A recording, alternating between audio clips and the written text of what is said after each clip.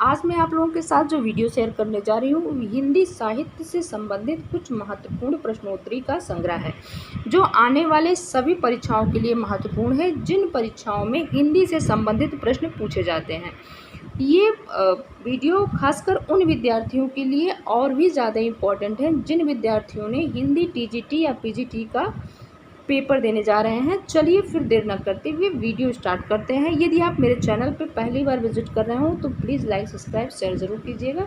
Comment section में जाके comment करके बताइएगा कि आपको वीडियो कैसा लगा।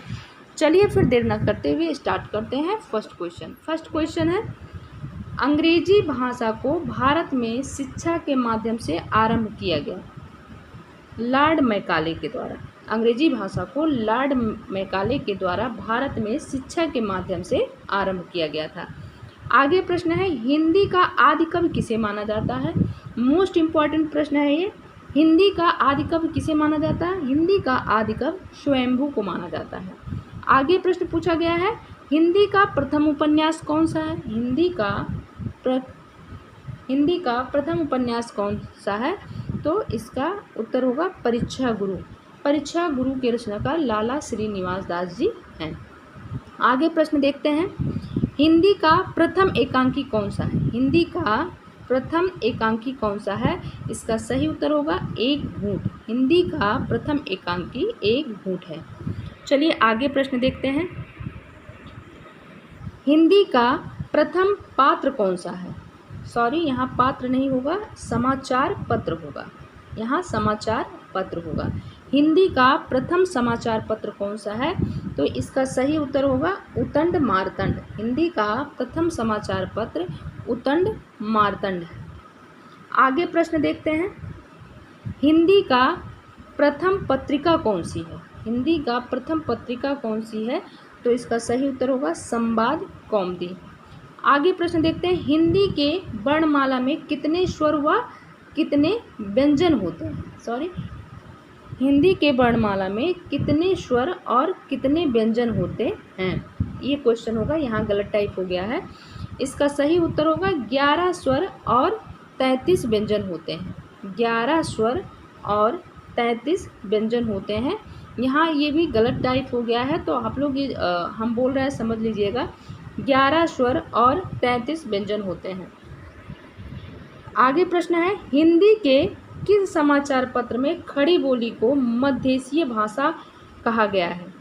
इसका सही उत्तर होगा बनारस अखबार। बनारस अखबार को हिंदी के खड़ी बोली के मध्यदेशीय भाषा कहा गया है।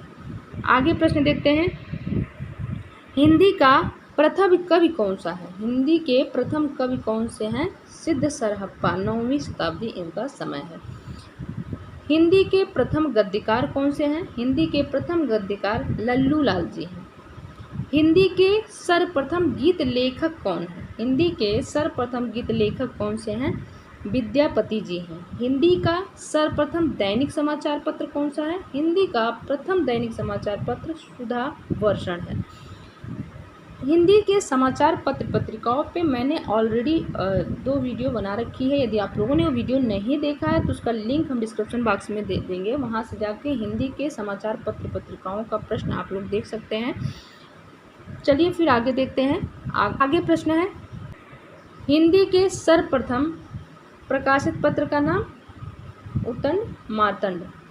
आगे प्रश्न पूछा गया है, अजंता की गुफा किस धर्म से संबंधित है, तो अजंता की गुफा बौद्ध धर्म से संबंधित है। आगे प्रश्न पूछा गया है कि अटल बिहारी वाजपेयी हिंदी विश्वविद्यालय कहाँ है। अटल बिहारी वाजपेयी हिंदी विश्वविद्यालय कहाँ है, तो ये भोपाल मध्य प्रदेश में है। आगे प्रश्न देखते हैं, अतीत के चलचित्र के रचयिता कौन है। अतीत के चलचित्र के रचयिता कौन है, ये महादेवी वर्मा जी हैं।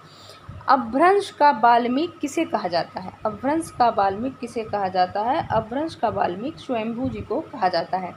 आगे प्रश्न पूछा गया है, अपभ्रंश भाषा के प्रथम व्याकरणाचार्य कौन है। अपभ्रंश भाषा के प्रथम व्याकरणाचार्य कौन है, तो ये हेमचंद्र जी हैं। आगे प्रश्न देखते हैं, अभिलेखों का अध्ययन क्या कहलाता है। अभिलेखों का अध्ययन एपिग्राफी कहलाता है। आगे प्रश्न पूछा गया है, अमीय हलाहल मद भरे सेत श्याम रतनार जियत मरत जुग जुग परत जय चितवत एक बार। प्रस्तुत पंक्ति के रचयिता कौन है? रसलीन जी। आगे प्रश्न देखते हैं, अमीर खुसरो ने किसके विकास में अग्रणी भूमिका निभाई है? इसका सही उत्तर होगा खड़ी बोली। अमीर खुसरो ने खड़ी बोली के विकास में अग्रणी भूमिका निभाई थी। आगे प्रश्न क्या पूछा गया है, अमीर खुसरो ने जिन मुकेरियों, पहेलियों और 2 सुखनों की रचना की है उसकी मुख्य भाषा क्या है? उसकी मुख्य भाषा खड़ी बोली है। आगे प्रश्न देखते हैं, अवधी भाषा के सर्वाधिक लोकप्रिय महाकाव्य का नाम क्या है? अवधी भाषा के सबसे लोकप्रिय महाकाव्य का नाम क्या है? तो रामचरितमानस है। आगे प्रश्न देखते हैं, अशोक के फूल निबंध संग्रह के रचनाकार कौन से हैं? तो हजारी प्रसाद द्विवेदी जी हैं। अशोक के फूल निबंध संग्रह के रचनाकार हजारी प्रसाद द्विवेदी जी हैं।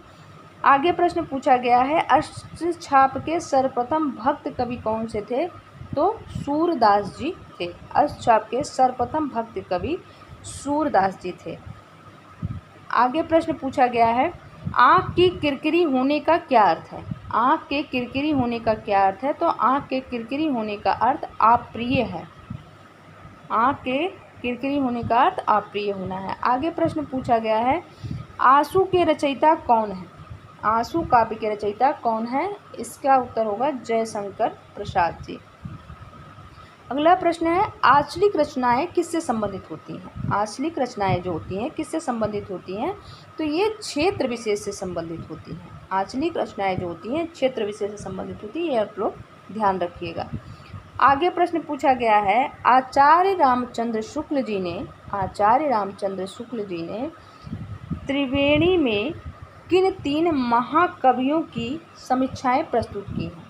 आचार्य रामचंद्र शुक्ल ने त्रिवेणी में किन 3 महाकवियों की समीक्षाएं की हैं? तो इसका सही उत्तर होगा सूर, तुलसी और जायसी जी का। आगे प्रश्न है, आत्मजयी के रचयिता कौन है? आत्मजयी के रचयिता कौन है? कुंवर नारायण जी हैं। आत्मनिर्भरता निबंध के रचनाकार कौन है? इसका सही उत्तर होगा बालकृष्ण भट्ट।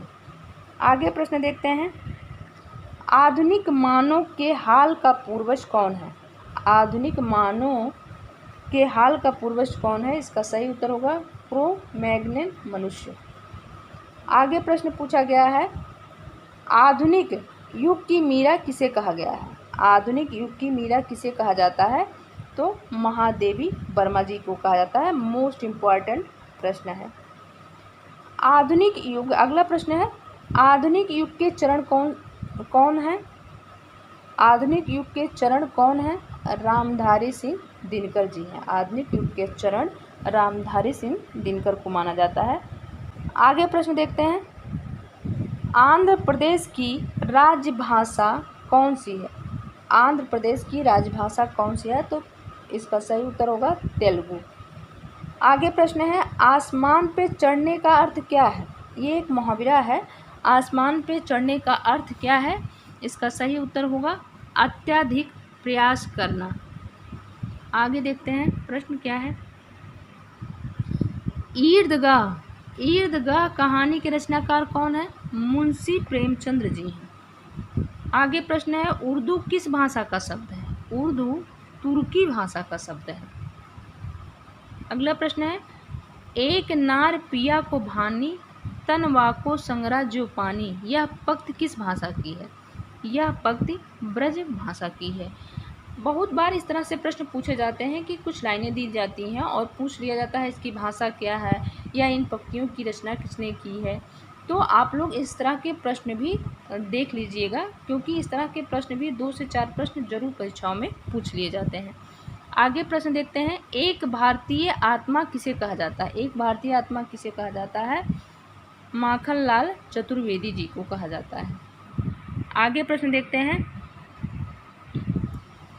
आगे प्रश्न है, आस्ट्रिक भाषा समूह की भाषाओं को बोलने वाले को क्या कहा जाता है? आस्ट्रिक भाषा समूह की भाषाओं को बोलने वाले को क्या कहा जाता है? की रात कहा जाता है। आगे प्रश्न है, कटकटान कवि कुंजर भारी, कटकटान कवि कुंजन भारी, दू भुज दंड तमक महपारी, डोलत धरिन सभा मद खसे, चले भाज भय मारुत ग्रसे। प्रस्तुत पंक्तियों के रचयिता कौन है? तुलसीदास जी हैं। अभी हमने आपसे कहा ना कि इस तरह की कुछ पंक्तियाँ दे दी जाती हैं और पूछ लिया जाता है कि इसके रचयिता कौन है या इसकी भाषा क्या है। इस तरह के प्रश्न अक्सर पूछ लिया जाता है परीक्षा में, तो आप लोग इस तरह के प्रश्नों पर विशेष ध्यान दीजिएगा, क्योंकि इस तरह के प्रश्नों से 2-4 प्रश्न जरूर आ जाते हैं। आगे प्रश्न देखते हैं, कठिन काव्य का प्रेत। आगे प्रश्न है, कठिन काव्य का प्रेत किस कवि को कहा जाता है? केशुदास जी को कहा जाता है। कठिन काव्य का प्रेत केशुदास जी को कहा जाता है। मोस्ट इम्पॉर्टेंट प्रश्न है। आगे प्रश्न है, कथा सम्राट किसे कहा जाता है? कथा सम्राट मुंशी प्रेमचंद्र जी को कहा जाता है। कथा सम्राट मुंशी प्रेमचंद्र जी को कहा जाता है। आपको वीडियो अच्छा लगा होगा, यदि अच्छा लगा होगा तो कमेंट सेक्शन में जाके कमेंट करिएगा कि आगे आप क्या पढ़ना चाहते हैं। अभी इस समय हम हिंदी साहित्य से संबंधित कुछ महत्वपूर्ण प्रश्नोत्तरी का संग्रह आप लोगों के लिए लेकर आ रहे हैं, क्योंकि टीजीटी पीजीटी की परीक्षा होने वाली है, तो इस समय ज़्यादा से ज़्यादा क्वेश्चन को हम लोगों को पढ़ना है और देखना है।